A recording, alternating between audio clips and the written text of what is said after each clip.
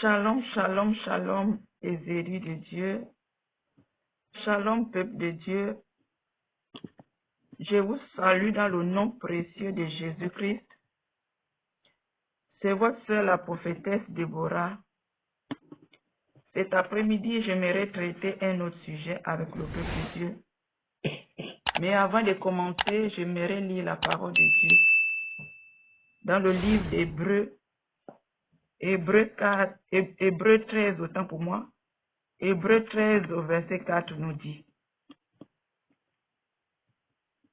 que le mariage soit honoré de tous et le lit conjugal exemple des souillures, car Dieu jugera les impudiques et les adultères.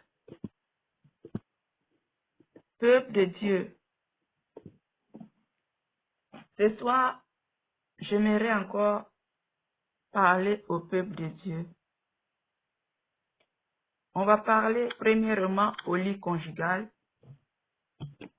et après, on va parler d'autres choses.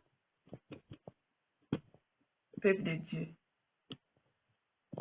on va parler un peu du lit conjugal. Peuple de Dieu, il y a des choses qu'un couple peut faire sur leur lit conjugal et il y a des choses que le couple ne peut pas faire sur leur lit conjugal, peuple de Dieu. Peuple de Dieu. Il y a des choses, des pratiques mondaines qui reviennent tout droit du monde des eaux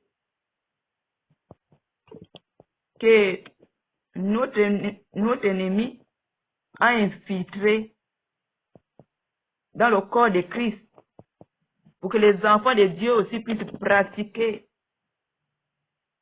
ces cérémonies, ces rituels, ces adorations, si je peux dire ça comme ça, peuple de Dieu. Notre Dieu, c'est un Dieu saint. Quand on parle de la